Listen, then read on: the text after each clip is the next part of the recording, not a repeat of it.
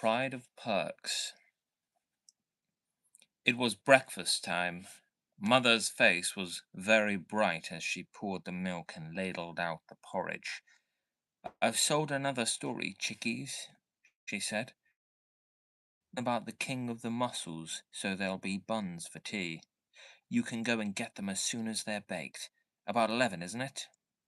Peter, Phyllis, and Bobby exchanged glances with each other, 6 glances in all. Then Bobby said, "Mother, would you mind if we didn't have the buns for tea tonight, but on the 15th?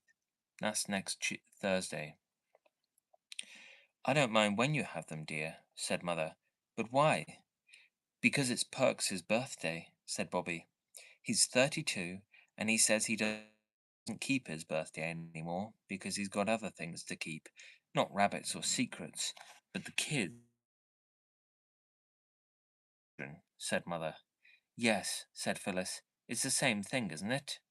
And we thought we'd make a nice birthday for him. He's been so awfully jolly decent to us, you know, Mother," said Peter, "and we agreed that next Bunday we'd ask you if we could." "But suppose there hadn't been a Bunday before the 15th," said Mother. "Oh, then we meant to ask you to let us the antipate it and go without when the Bunday came." "Anticipate," said Mother. I see. Certainly. It would be nice to put his name on the buns with pink sugar, wouldn't it?" "Perks," said Peter, "is not a pretty name." "His other name's Albert," said Phyllis. "I asked him once." "We might put AP," said Mother. "I'll show you how when the day comes." This was all very well as far as it went, but even 14 halfpenny buns with AP on them make a very grand celebration. "There are always flowers, of course," said Bobby later, when a really earnest council was being held on the subject in the hayloft where the broken chaff-cutting machine was, and the row of holes to drop hay through into the hay racks over the mangers of the stables below. "He's got lots of flowers of his own," said Peter, "but it's always nice to have of your own. We can use flowers for trimmings to the birthday." "But there must be something to trim besides buns." "Let's all be quiet and think," said Phyllis. "No one's to speak until it's thought of something." So they were all quiet, and so very still that a brown rat thought that there was no one in the loft and came out very boldly. When Bobby sneezed, the rat was quite shocked and hurried away, for he saw that a hay where such things could happen was no place for a respectable middle-aged rat like quiet life. "Hooray!" cried Peter suddenly. "I've got it!" He jumped up and kicked at the loose hay. "What?" said the others eagerly. "Why, Perks is so nice to everybody. There must be lots of people in the village who would like to help to make him a birthday. Let's go round and ask everybody."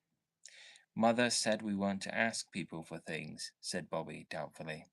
"For ourselves, she meant, silly, not for other. I'll ask the old gentleman too. You see if I don't," said Peter. "Let's ask Mother first," said Bobby. "Oh, what's the use of bothering Mother about every little thing?" said Peter, "especially when she's so busy. Come on, let's go down to the village now and begin." So they went. The old lady at the post office said she didn't see why Perks should have a birthday any more than anyone else.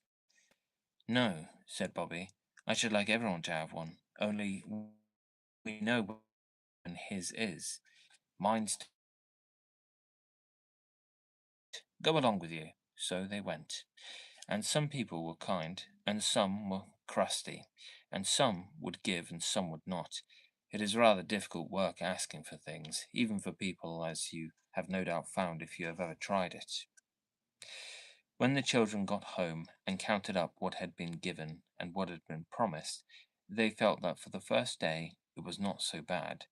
Peter wrote down the lists of the things in the locket book by the numbers of his engines. These were the lists.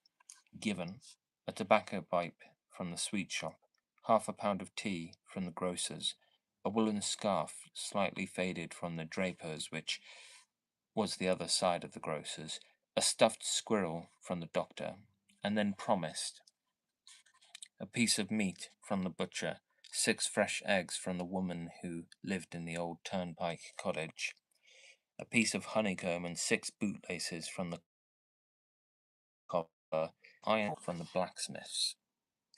Very early next morning, Bobby got up and woke Phyllis. This had been agreed upon between them.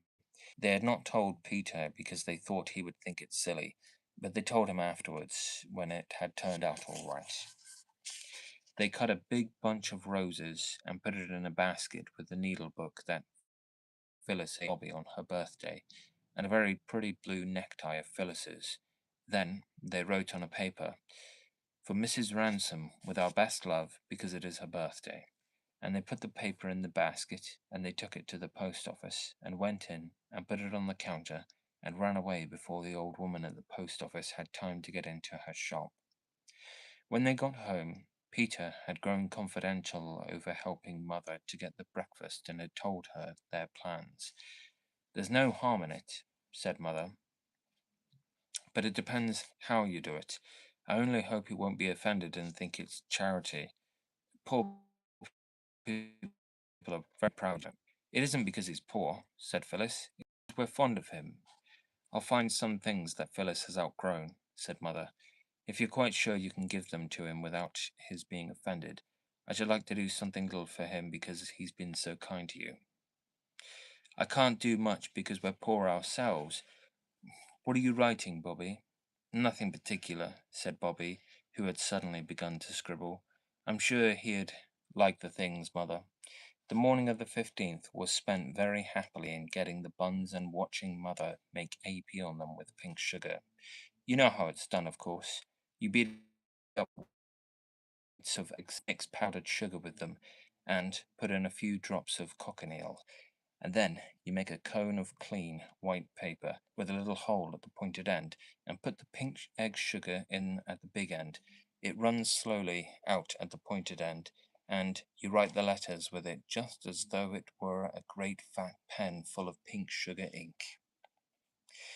The buns looked beautiful with AP on every one, and when they were put in a cool oven to set the sugar, the children went to collect the honey and the shovel and the other promised things. The old lady at the post office was standing on her doorstep. The children said, "Good morning," politely as they passed. "Here, stop a bit," she said. So they stopped. "Those roses," said she. "Did you like them?" said Phyllis. "They were as fresh as fresh. I made the needle book, but it was Bobby's present." She skipped joyously as she spoke. "Here's your basket," said the post office woman. She went in and brought out a basket. It was full of fat red gooseberries. "I dare say Perks's children would like them," said she. "You are an old dear," said Phyllis, throwing her arms round the old lady's fat waist. "Perks will be pleased. He won't be half so pleased as I was with your needlebook and the tie and the pretty flowers and all," said the old lady, patting Phyllis's shoulder. "You're good little souls that you are. Look here, I've got a pram round the back in the wood lodge. It was got for my Emmy's first, that didn't live but 6 months, and she never had but that one. I'd like Mrs. to have it. It'd be a help to her with that great boy of hers. Will you take it along?" "Oh," said the children together. When Mrs. Ransom had got out the perambulator and taken off the careful papers that covered it and dusted it all over, she said, "Well, there it is. I don't know but what I'd given it to her before if I'd thought of it, only I didn't quite know if she had accepted it from me. You tell her it was my Emmy's little one pram. Oh, isn't it nice to think there is going to be a real live baby in it again?" "Yes," said Mrs. Ransom, sighing, and then laughing. "Here, I'll give you some peppermint cushions for the little ones, and then you run along before I give you the roof of my head and the clothes off my back." All the things that had been collected for Perks were packed into the perambulator, and at 3:30, Peter and Bobby and Phyllis wheeled it down to the little yellow house where Perks lived. The house was very tidy. On the window ledge was a jug of wild flowers, big daisies and red sorrel and feathery, flowery grasses. There was a sound of splashing from the wash house, and a partly washed boy put his head round the door. "Mother's a changing of herself," he said. "Down in a minute." A voice sounded down the narrow, freshly scrubbed stairs.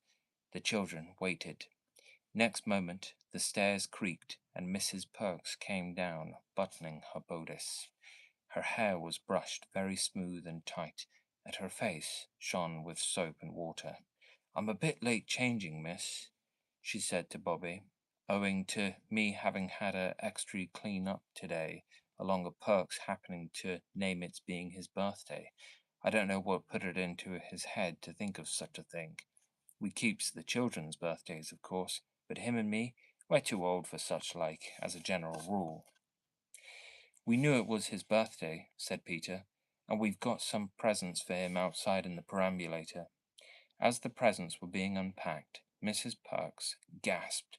When they were all unpacked, she surprised and horrified the children by sitting suddenly down on a wooden chair and bursting into tears. "Oh, don't," said everybody. "Oh, please don't." And Peter added, perhaps a little impatiently, "What on earth is the matter? You don't mean to say you don't like it?" Mrs. Perks only sobbed.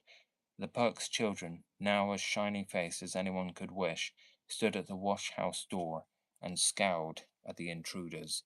There was a silence, an awkward silence. "Don't you like it?" said Peter again, while his sisters patted Mrs. Perks on the back.